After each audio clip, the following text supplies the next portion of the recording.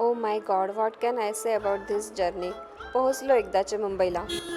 War सिच्युएशनमुळे आम्ही आमच्या पॅरेंट्सला घरी सांगितलंच नाही की आम्ही इंडियाला येतोय ते.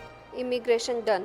इस्तांबूल ते मुंबई जर्नी ओव्हर. पोहोचलो एकदाचे मुंबईला. इमिग्रेशन लाईनमध्ये लागायच्या आधी आम्हाला फॉर्म भरावा लागला, कारण की आमच्या दोघी मुली US सिटीजन आहेत. तो फॉर्म भरून नंतर आम्ही इमिग्रेशनच्या लाईनला लागलो. अँड येस, पासपोर्टवरती अजून एक स्टॅम्प झाला. आतापर्यंतची सगळी प्रोसेस स्मूथ झाली. आमच्या दोघी मुलींकडे OCI कार्ड आहे, तर काही प्रॉब्लेम झाला नाही. चला आता जाऊया बॅगेज क्लेमकडे. खूप बॅग्स होत्या सोबत. आता तोच टेन्शन आहे की आपल्याला आपल्या सगळ्या बॅग मिळतील ना, काही कुठली बॅग मिसिंग तर राहणार नाही. एवढ्या बॅग्स घेऊन आजपर्यंत आम्ही कधीच ट्रॅव्हल केलं नव्हतं. फायनली सगळ्या बॅग मिळाल्या. बॅगेज क्लेमचं काही काम पडलं नाही. मुंबई एअरपोर्ट वरती बरेच पोर्टर होते, तर आम्ही 2 पोर्टर केले. त्यांनी सगळ्या बॅग बेल्ट वरून काढून कार्ट मध्ये ठेवल्या. असे आमचे एकूण 3 कार्ट झाले होते. आता आम्ही टॅक्सीकडे निघालो आहोत. आम्ही ऑनलाईनच टॅक्सी बुक केली होती आणि आता अजूनपर्यंत पण आम्ही आमच्या घरी पॅरेंट्सला सांगितलेलं नाहीये की आम्ही इंडियात पोहोचलो आहोत ते, कारण की आतापर्यंत आमचं फ्लाईट 2 वेळेस कॅन्सल झालं होतं आणि सगळ्यांनाच घरी पण टेन्शन आलं होतं, टेन्शन मध्ये होते. तर आम्ही ठरवलं ना की आता डायरेक्ट इंडियाला गेल्यावरच घरी सांगूयात की आम्ही इंडियात पोहोचलो म्हणून. त्यांना काहीच आयडिया नव्हती की आम्ही येतोय ते म्हणून. घरी सांगितलं असतं तर त्यांना काळजी वाटली असती. आणि या पूर्ण प्रवासात आम्हीच स्ट्रेसफुल होतो, पण ह्या सगळ्यामध्ये ना आम्हाला आमच्या फ्रेंड्सचा खूप सपोर्ट मिळाला. फायनली पोहोचलो इंडियाला. सगळेजण खूप खुश होते. अमेरिकेत फ्रेंड्स खुश होते की आम्ही सुखरूप भारतात पोहोचलो, आणि इंडियामध्ये तर कोणाला खरंच वाटत नव्हतं आम्ही इंडियात आलोय म्हणून. सगळ्यांसाठी खूप मोठं सरप्राईज होतं. मुंबई एअरपोर्टच्या बाहेर आल्यावरती लगेच KK ट्रॅव्हल्सचं ऑफिस आहे. तिथपर्यंत पॉर्टर आमचं सामान घेऊन आले होते आणि तिथून पुढे KK ट्रॅव्हल्सचे जे लोक होते त्यांनी आमचं सामान त्यांच्या कारपर्यंत घेऊन गेले आणि सगळ्या बॅग्स कारमध्ये लोड केल्या. KK ट्रॅव्हल्सच्या 2 कार आम्ही US मधूनच ऑनलाईन बुक केल्या होत्या. एका कारमध्ये सामान नसतं बसलं, त्यामुळे आम्ही 2 गाड्या आधीच बुक करून ठेवल्या होत्या. आता नेक्स्ट डेस्टिनेशन आहे पुणे. आता पुण्यात जायचं. तर KK ट्रॅव्हल्सची सर्व्हिस आम्हाला छान वाटली. त्यांचे ड्रायव्हर पण छान होते, व्यवस्थित ड्रायव्हिंग वगैरे केलं. मध्ये एका ठिकाणी आम्ही टी ब्रेकला पण थांबलो होतो, तर ते पण ड्रायव्हरनीच सांगितलं की इथे इथे चांगला स्पॉट आहे म्हणून. मुंबई पुणे एक्सप्रेस वे वरती आम्हाला थोडा जाम लागला होता, तरी पण आम्ही 4-4.5 तासात पुण्यात पोहोचलो. पुण्यामध्ये Airbnb आम्ही अमेरिकेत असतानाच ऑनलाईन बुक केलं होतं. हॉटेल बुक करावं की Airbnb करावं हाचा विचार आम्ही करत होतो, पण म्हटलं Airbnbच करू की ना घरात राहिल्याचं फिलिंग येईल म्हणून. आणि खूप छान होतं हे Airbnb, मोठं होतं आणि AC रूम्स होत्या, त्यामुळे घरात राहिल्यासारखं फिलिंग आलं.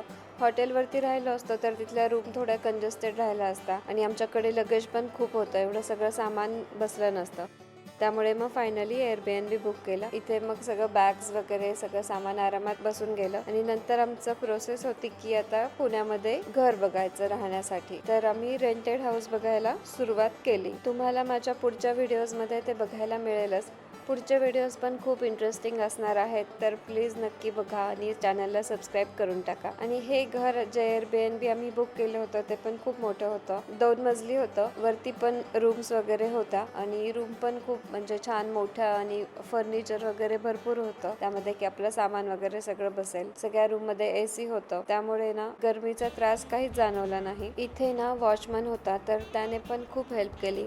आमच्या कारमधल्या सगळ्या बॅग्स वगैरे त्याने घरामध्ये आणून ठेवल्या आणि नंतर रोज डेली ते क्लिनिंगला पण येत होते. रोज झाडून पुसून आणि जर आपण काही कुकिंग केलं असेल तर ते भांडे वगैरे घासून सगळं नीट व्यवस्थित जागेवर ठेवून, म्हणजे रूम सर्व्हिस होती त्यांची, त्यामुळे रोज घर नीट क्लीन करून ते जात होते. आणि घराच्या बाहेर गेलं की इथे सगळं हॉटेल वगैरे भरपूर होते, म्हणजे की चहाचा स्टॉल होता, परत भेळ वगैरे अशा गोष्टींचे पण स्टॉल होते. मेन म्हणजे पाणीपुरीचा स्टॉल होता. इंडियात आल्याला सगळ्यात पहिले पाणीपुरी खाल्ली. आताचा इंडिया आणि जो इंडिया सोडून गेलो होतो 16 वर्षांपूर्वी, तो इंडिया दोन्ही खूप बदललेला आहे, in a good way. Okay, मला ना कमेंट्समध्ये बऱ्याच जणांनी विचारलं होतं की आम्ही आमचं सामान कसं शिप केलं ते, किंवा मग शिपिंग बद्दल वगैरे माहिती सांगा. तर आम्ही अमेरिकेमध्ये ना ईस्ट साईडला राहायचो, तर त्यासाठी आम्हाला ऑप्शन होतं की युनिव्हर्सल रिलोकेशन ही चांगली कंपनी आहे, त्याचे रिव्ह्यूज पण चांगले आहेत, त्यामुळे आम्ही युनिव्हर्सल रिलोकेशन थ्रू आमचं काही बॉक्सेस शिफ्ट करायचं ठरवलं. तर आम्ही काही आमचं अमेरिकेतलं सगळं सामान घेऊन नाही आलोय. बरंचसं सामान तर मी तिकडे मोठं मोठं फर्निचर वगैरे ज्याही अशा गोष्टी होत्या त्या सगळ्या तिकडेच सेल केलेल्या होत्या. आणि आम्हाला जेवढ्या बॅग्स अलाउड होत्या त्या बॅग्समध्ये जेवढं सामान बसेल तेवढ्या बॅग्स आणि मग ते धरून आमच्यावरती 4 एक्स्ट्रा बॉक्सेस झाले होते.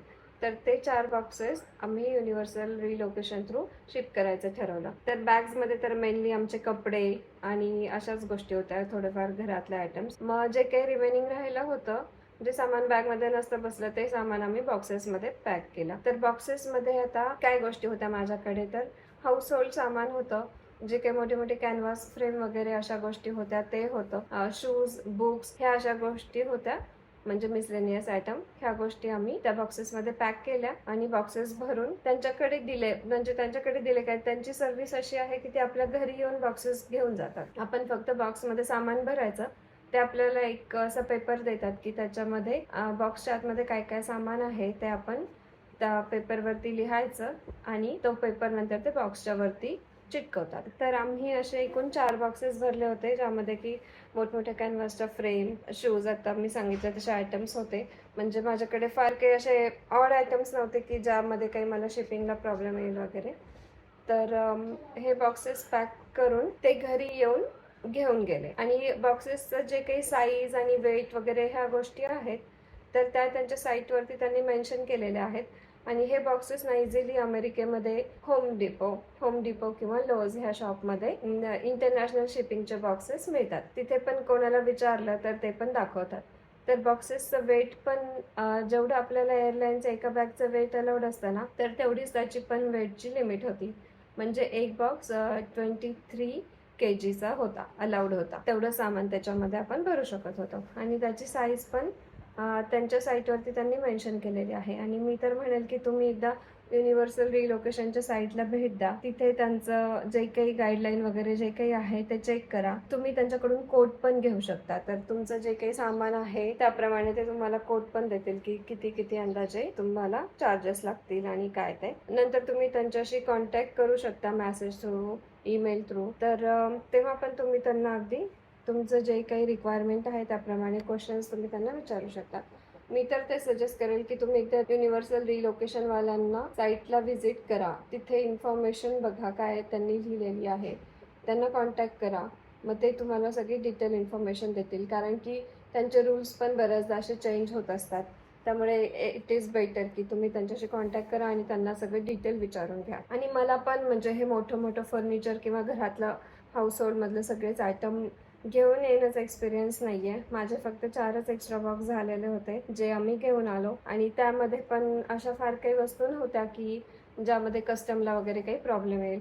पण तरी बघूयात आता ते बॉक्सेस आल्यानंतर मी तुमच्यासोबत शेअर करेलच की बॉक्सेस कधी आले, त्यातल्या वस्तू कशा राहिल्या, काही डॅमेज वगैरे तर झालं नाही ना, आणि परत कस्टमला वगैरे पण काही प्रॉब्लेम येतो का. तर हा सगळा माझा एक्सपिरियन्स मी परत तुमच्याशी शेअर करेलच. आता जर तुम्हाला कोणाला काही हेल्प हवी असेल तर मी सजेस्ट करेल की तुम्ही त्यांच्या साईटवरती जा आणि तिथे सगळी इन्फॉर्मेशन दिलेली आहे ती चेक करा, त्यांना कॉन्टॅक्ट करा. म्हणजे तुम्ही मेसेज, फोनवरती त्यांच्याशी डिटेल बोलू शकता. आणि त्यांचे प्राईस वगैरे पण आम्हाला रिजनेबल वाटले.